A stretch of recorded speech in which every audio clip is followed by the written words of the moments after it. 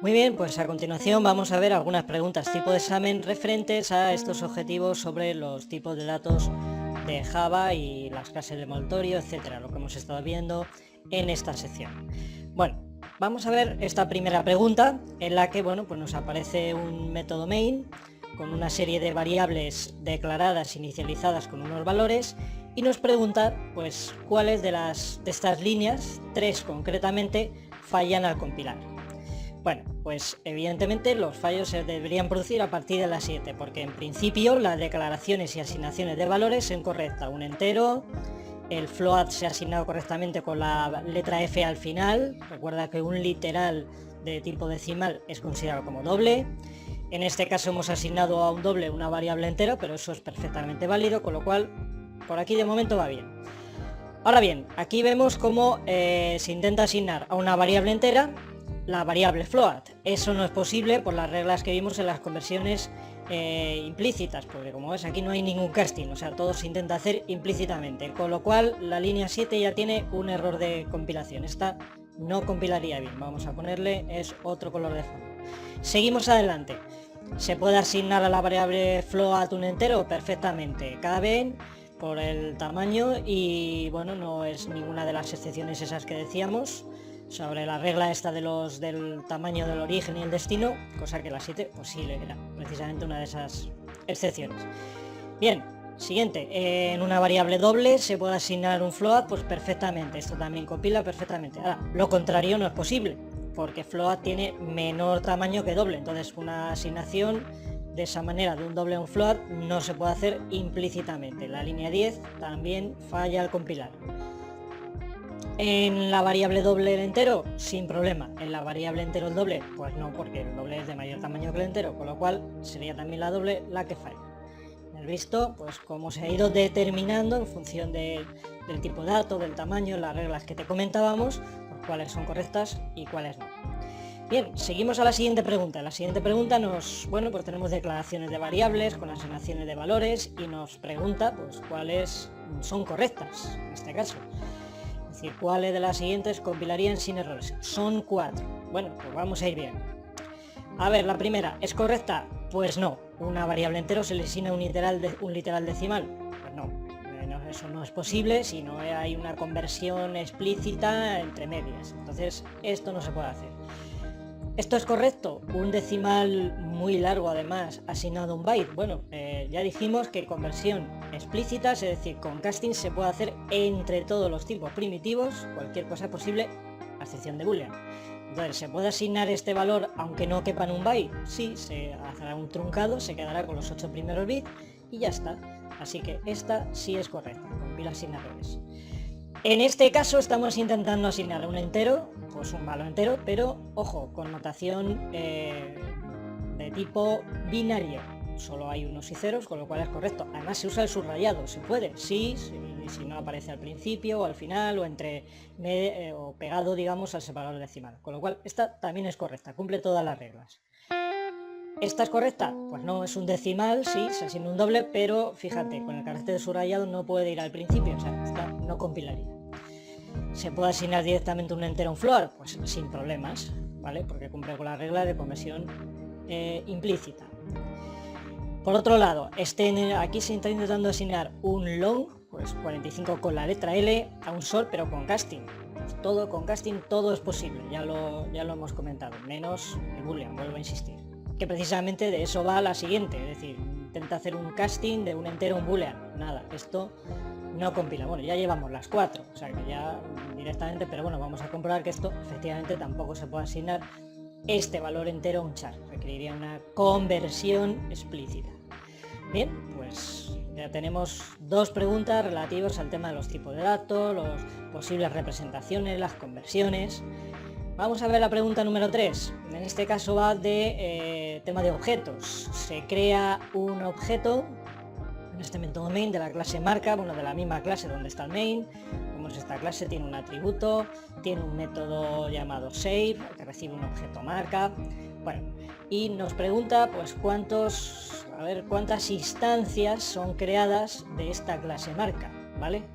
vamos a ver, cuando la máquina virtual Java llama a esta clase, no crea una instancia porque llama directamente a main, que es un método estático. Vamos a hablar más de métodos estáticos en otros objetivos, pero en principio la máquina virtual Java no crea un objeto marker para llamar a main. O sea que de momento, cuando se empieza a ejecutar main, ninguna instancia.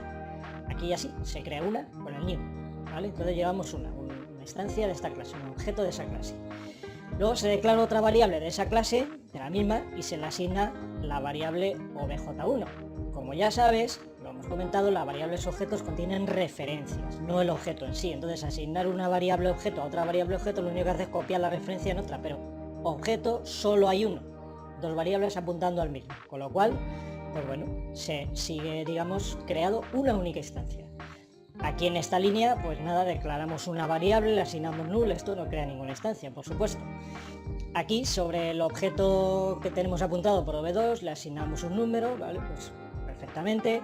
Y luego llamamos al método con esa instancia, es decir, llamar a un método con un objeto, una clase, no es como hacer esta asignación, realmente. Es como si la variable obj2 se estuviera asignando aquí a obj4, es decir, no estamos creando una copia del objeto, simplemente copiamos la variable, es decir, la referencia al objeto. Luego tampoco se está creando ninguna nueva instancia por el hecho de llamar a un método que reciba un tipo de objeto.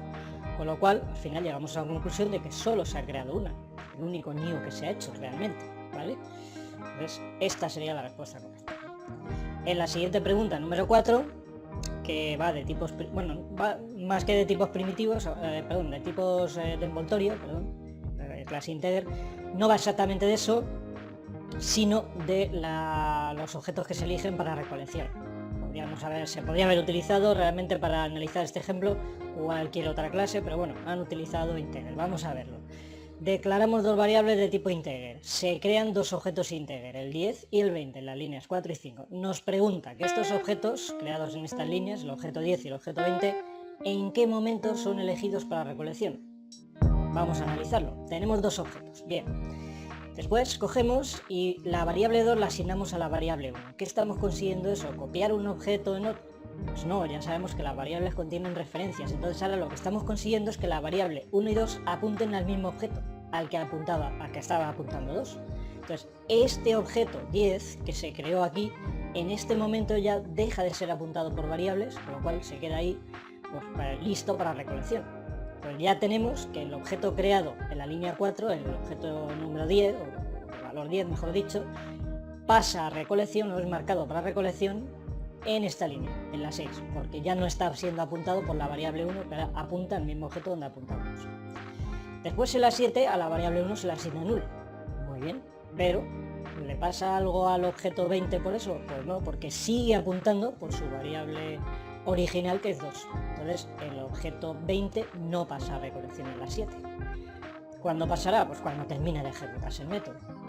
Total, llegamos a la conclusión, sin ni siquiera ver las respuestas, ahora las buscaremos, que el objeto 10 pasa a recolección en la línea 6, mientras que el 20 pasaría en la línea 8. Pues vamos a ver, efectivamente, 10 en línea 6, 20 aquí, perdón, en la línea 8.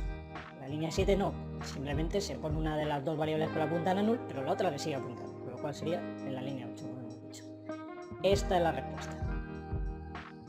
Muy bien, seguimos. Pregunta número 5. Tenemos 6 preguntas en total. Bueno, aquí sí que va de las clases de envoltorio, de lo que ocurre, de si son inmutables y ese tipo de cosas. Va de eso la pregunta. Tenemos un objeto integer con el valor 5 envuelto. Es que a través del autoboxing pues, se encapsula ese número 5 dentro de un objeto integer apuntado por la variable k.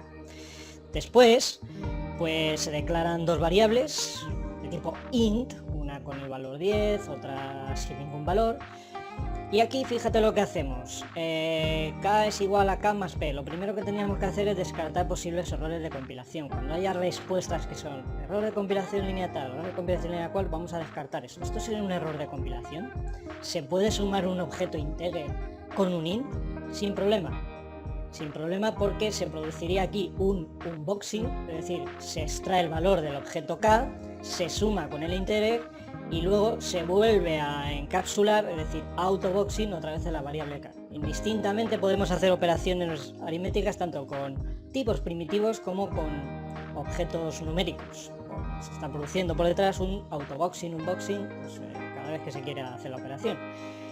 Entonces, esto es perfectamente válido. Y la 4, ¿se puede asignar un objeto integer a una variable int?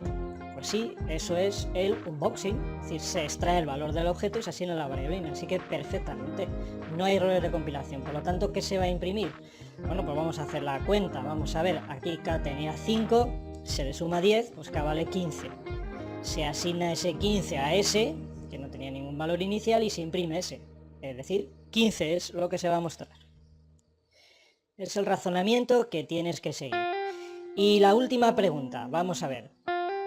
Tenemos aquí una clase con una variable estática, dos variables que tienen un valor, declaradas con su valor, A1, B3, y luego dentro del método main, pues mira, se vuelven a declarar tres variables, locales en este caso, y bueno, coinciden A y B con los nombres de estas dos variables que tenemos aquí, atributos, perdón, dos variables locales con variables atributos. Ya sabes que para poder acceder a una a otra, pues habría que utilizar, si aquí estamos intentando acceder a asignar el valor tal, B asignar el valor cual, estamos haciendo las variables locales, ¿vale?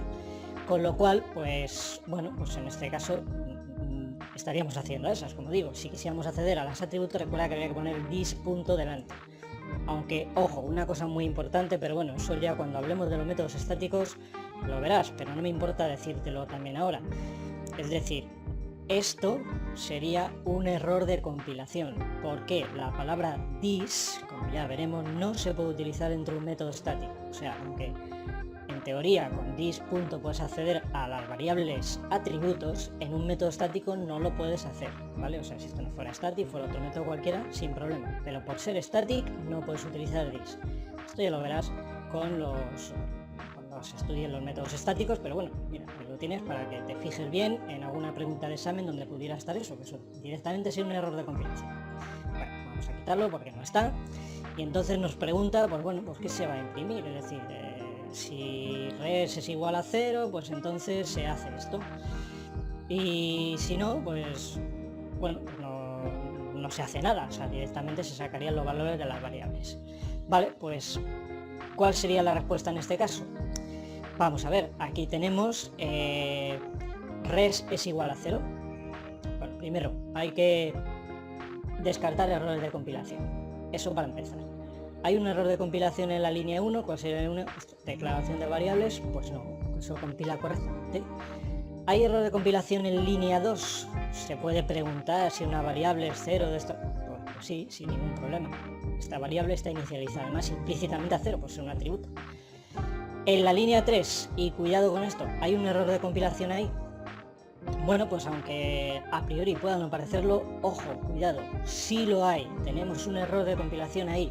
El compilador dice, vamos a ver, estás intentando usar estas variables sin haber sido inicializadas. Y puedes pensar, bueno, pero es que si res es igual a 0 entra aquí. Pero ¿y si no lo es? El compilador no se va a poner a comprobar cuál es el estado de la variable, eso es en ejecución. El compilador ve que tú inicializas estas variables dentro de un if. Y él dice, ¿y si no cumple esa condición? Va a usar esas variables sin haber sido inicializadas. Esto es un error de compilación. Ojo, mucho cuidado con eso. No se pueden usar variables locales si no ha sido inicializada antes. Y no ha sido inicializada antes es que no hayan sido inicializadas directamente, no dentro de un if, porque si no entra en el if, ¿qué? O en un for, o en un while, ¿vale? O sea que en eso te tienes que fijar y tener mucho cuidado, porque directamente no te tienes que poner aquí a calcular ninguna operación. Esto es un error de compilación porque el compilador determina que podría entrar en esta línea sin haber pasado por esta. Y por lo tanto, ¿qué valores tienen A, B y C? Ninguno, no podríamos operar con ellas. Por lo tanto, la respuesta aquí sería error de compilación en la línea 3.